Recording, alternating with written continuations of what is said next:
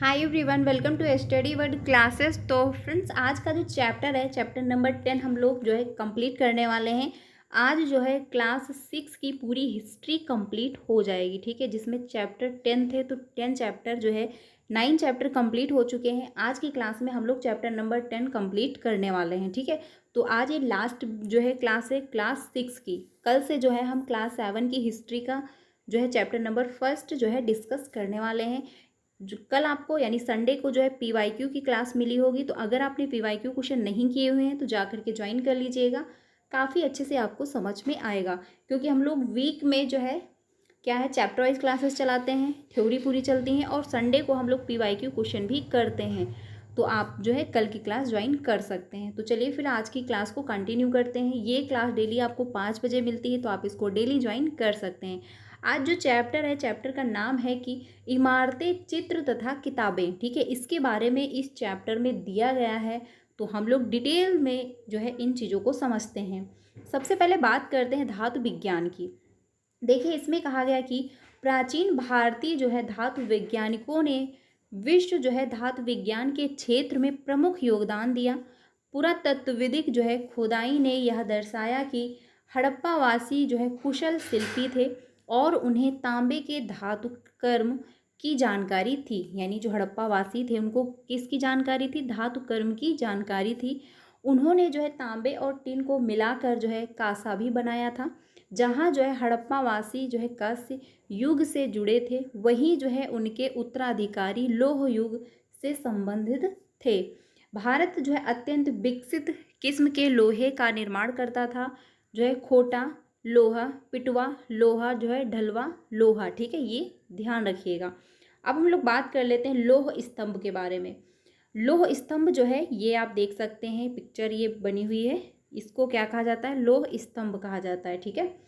इसमें कहा गया कि महरौली में कुतुब मीनार के परिसर में खड़ा यह लौह स्तंभ भारतीय शिल्पकारों की कुशलता का एक अद्भुत जो है उदाहरण है।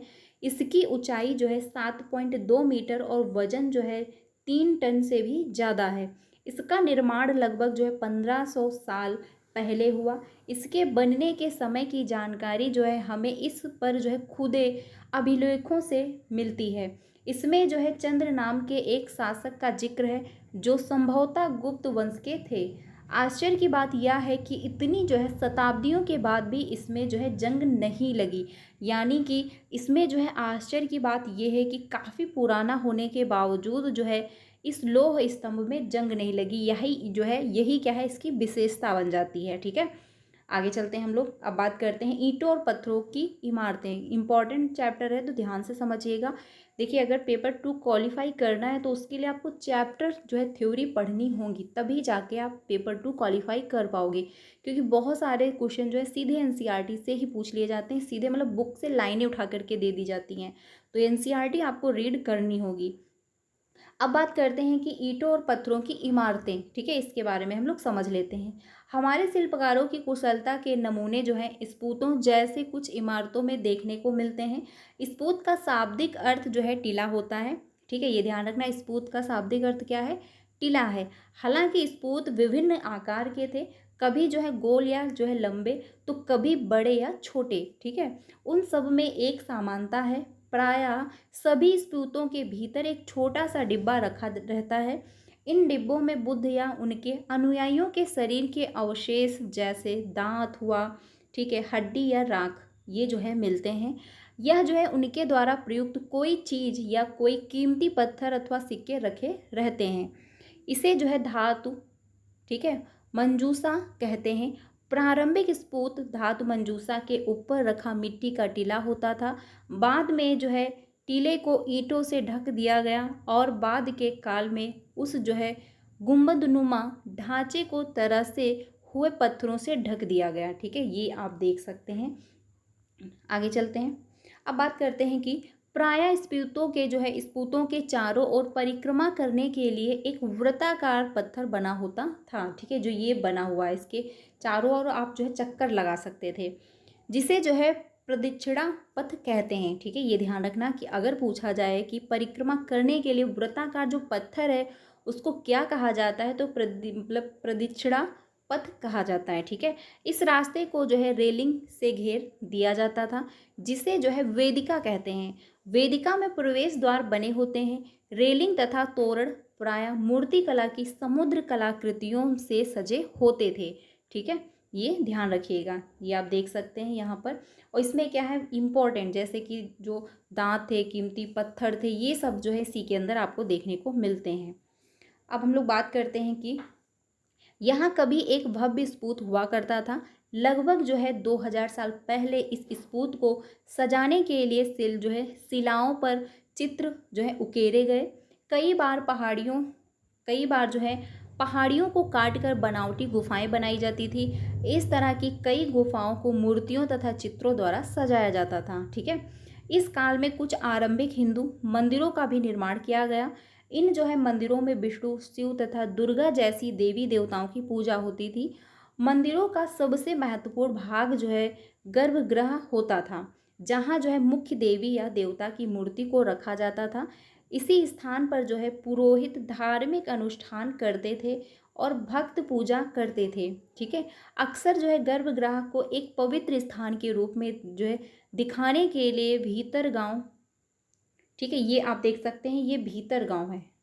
ठीक है, इसको आप लोग जो है समझ लीजिएगा। जैसे जो है मंदिरों में उसके ऊपर की काफ़ी ऊंचाई तथा निर्माण किया जाता था, जिसे जो है शिखर कहते थे। ठीक है, ये ध्यान रखना। देखिए हर पॉइंट इसमें इंपॉर्टेंट है, क्योंकि यहाँ से क्वेश्चन पूछे जाते हैं। शिखर जो है मंदिर के जो है कठिन कार्य के लिए सावधानी से योजना बनानी पड़ती थी। अधिकतर मंदिरों में जो है मंडप नाम की एक जगह होती थी, जहाँ एक सभागार होता था, जहाँ लोग इकट्ठा होते थे। तो अगर आपसे कह दिया जाए कि कहाँ पर लोग इकट्ठा होते थे सभागार में, तो उसको क्या कहते थे, तो मंडप कहते थे। ठीक है, ये भी ध्यान रखिएगा। आगे चलते हैं।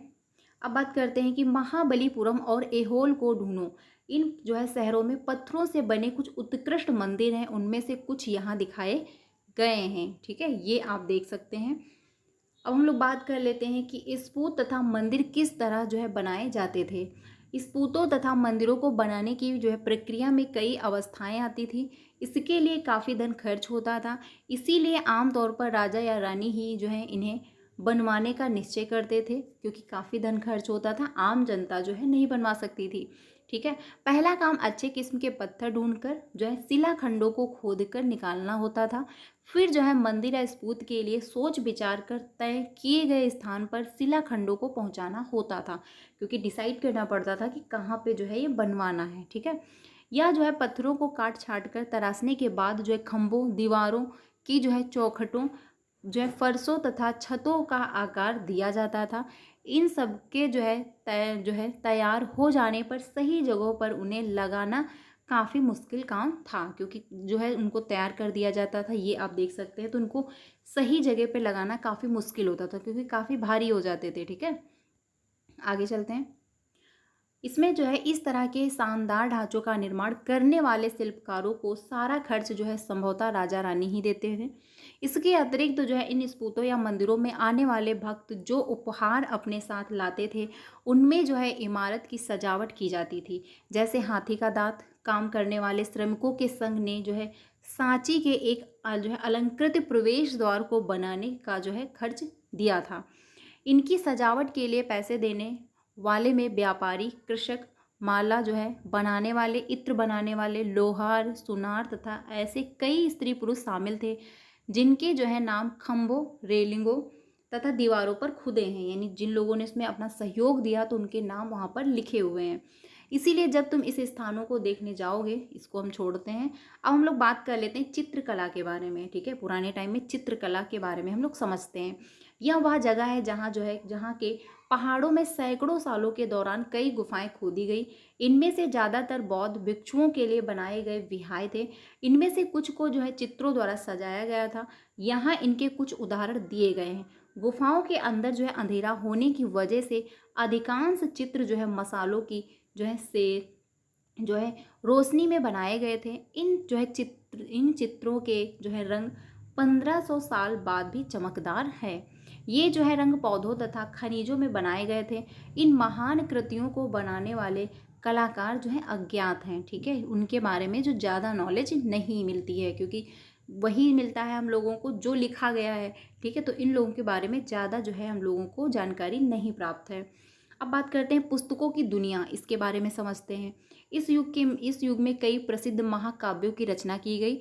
इन उत्कृष्ट रचनाओं में स्त्री पुरुषों की वीर गाथाएं तथा देवताओं से जुड़ी कथाएं हैं।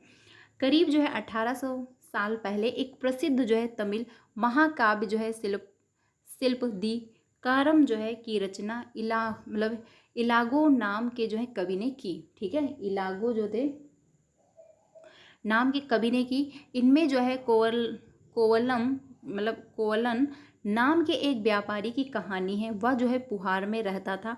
अपनी पत्नी जो है कन्नगी की जो है उपेक्षा कर वह जो है एक नर्तकी माधवी से प्रेम करने लगा। बाद में वह जो है और कन्नगी पुहार छोड़कर जो है मदुरै चले गए। वह जो है पांडे राजा के दरबारी जोहरी ने जो है कोवलन पर चोरी का जो है झूठा आरोप लगाया, जिस पर राजा ने जो है उसे प्राणदंड दे दिया। कन्नगी जो अभी भी जो है उससे प्रेम करती थी, इस अन्याय के कारण जो है दुख और रोष से भर गई। उसने जो है मदुरै जो है शहर का विनाश कर डाला, क्योंकि जो है उनके जो पति थे जो उनसे प्रेम करते थे उनको प्राण दंड दे देती, तो इसलिए वो क्या है उन्होंने जो श्राप दे दिया था कि आप जो मदुरै शहर ये जो है पूरा नष्ट हो जाए, ठीक है। आगे चलते हैं। एक और जो है तमिल महाकाव्य जो है मणिमेखलाई को करीब 1400 साल पहले जो है संत नार द्वारा लिखा गया। इनमें जो है कोवलन तथा माधवी की बेटी की कहानी है, ठीक है। ये ध्यान रखना कि जो मणिमेखलाई है इसमें उनकी बेटी की कहानी दी गई है। ये रचनाएं कई सदियों पहले ही खो गई थी। उनकी जो है पांडुलिपियों जो है दोबारा लगभग 100 साल पहले मिली। ये लाइन बहुत इंपॉर्टेंट है, इसको ध्यान रखना।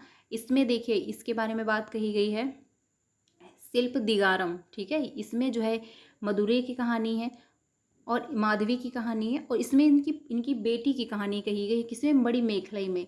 तो ये ध्यान रखना कि किसमें किसकी कहानी कही गई है और किसके बारे में बात कही गई है, ठीक है। आगे चलते हैं। जैसे जो है अन्य लेखक जैसे कालिदास संस्कृत में लिखे गए थे, हम लोगों ने चैप्टर नंबर 9 में देखा भी था। अब बात करते हैं पुरानी कहानियों का संकलन तथा संरक्षण, इसके बारे में समझते हैं कि आखिर इनका संकलन और संरक्षण कैसे हुआ। इसमें कहा गया है कि हिंदू धर्म से जुड़ी कई कहानियाँ जो बहुत पहले प्रचलित थी इसी काल में लिखी गई थी। इसमें जो है पुराण भी शामिल हैं। पुराण का शाब्दिक अर्थ है प्राचीन पुराणों में जो है विष्णु, शिव, दुर्गा या फिर पार्वती जैसी देवी देवताओं से जुड़ी कहानियाँ, क्योंकि इसमें जो है इन्हीं सब की जो है कहानियाँ जुड़ी हुई हैं प्राचीन पुराणों में, ठीक है। आगे चलते हैं। इसमें कहा गया कि इनमें जो है इन देवी देवताओं की पूजा की विधियां दी गई हैं। इसके जो है अतिरिक्त इनमें संसार की सृष्टि तथा राजाओं के बारे में भी कहा गया है।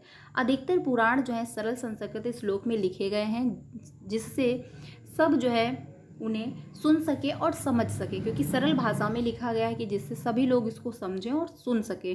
पुराणों का जो है पाठ पुजारी मंदिरों में किया करते थे, जिसे जो है लोग सुनने जो है आते थे। दो संस्कृत महाकाव्य महाभारत और रामायण लंबे जो है अरसे से लोकप्रिय रहे, ठीक है। ये हम लोगों ने चैप्टर में आगे देखा था। अब बात करते हैं। महाभारत जो है कौरवों और पांडवों के बीच युद्ध की कहानी है।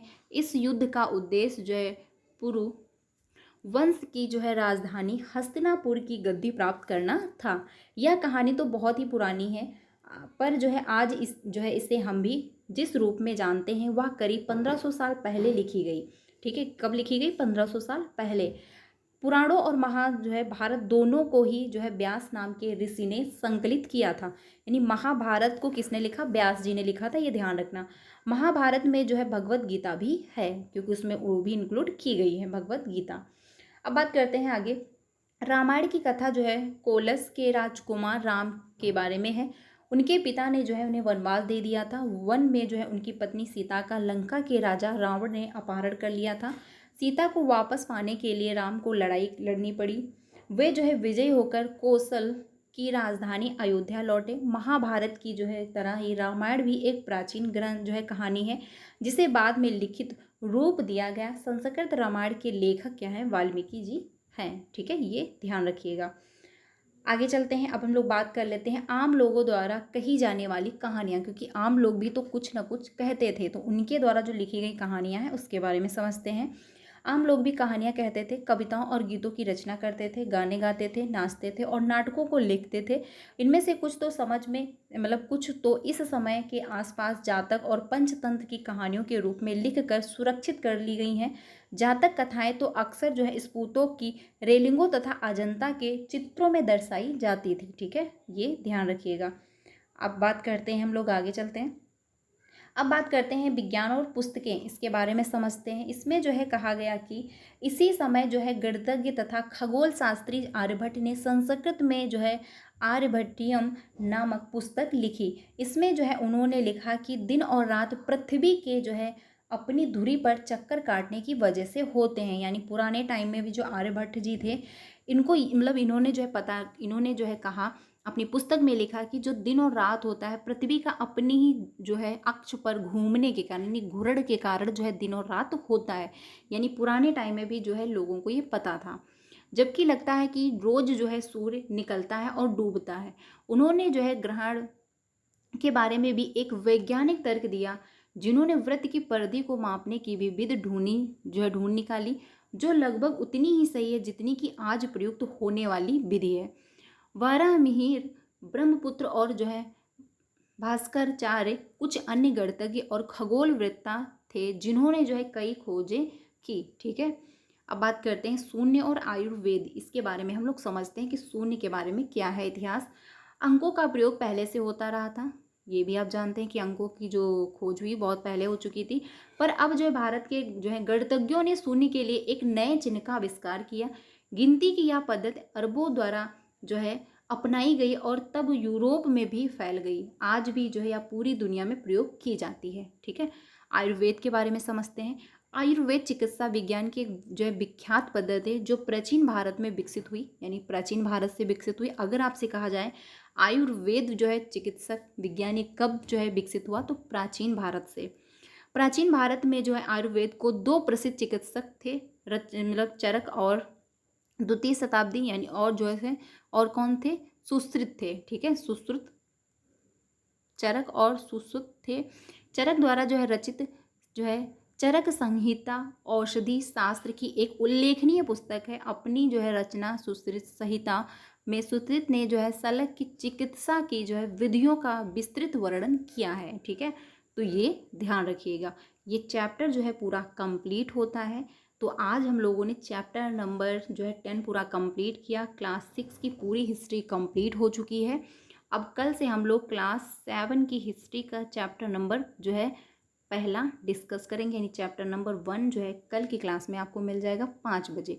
तो डेली 5 बजे जो है आप लोग मेरे साथ ज्वाइन होइएगा। 3 बजे भी, क्योंकि 3 बजे भी हम लोग पेपर 1 एंड पेपर 2 दोनों की प्रिपरेशन करते हैं। साथ में 5 बजे की क्लास में हम लोग सोशल साइंस पेपर 2 के लिए प्रॉपर तरीके से थ्योरी डिस्कस करते हैं, और साथ में जो है संडे को PYQ क्वेश्चन भी करते हैं। तो डेली आप जो है ज्वाइन हो सकते हो 5 बजे। क्लास 6 पूरी हिस्ट्री कंप्लीट हो गई, प्लेलिस्ट बनाई हुई है, तो चैप्टर वाइज अगर आपने नहीं देखा तो जा करके ज्वाइन कर लीजिएगा। और साथ ही टेलीग्राम चैनल के साथ ज्वाइन हो जाइएगा, वहाँ पर आपको सारी इंपॉर्टेंट PDF मिल जाती है। तो क्लास कैसी लगी कमेंट में बताइएगा। बाकी अपने सारे फ्रेंड को शेयर कर दीजिएगा, जो भी सीटेट दिसंबर देने वाले हैं 2024 में, जो आपका एग्ज़ाम होने वाला है। ठीक है, तो मिलते हैं नेक्स्ट क्लास में। Thank you.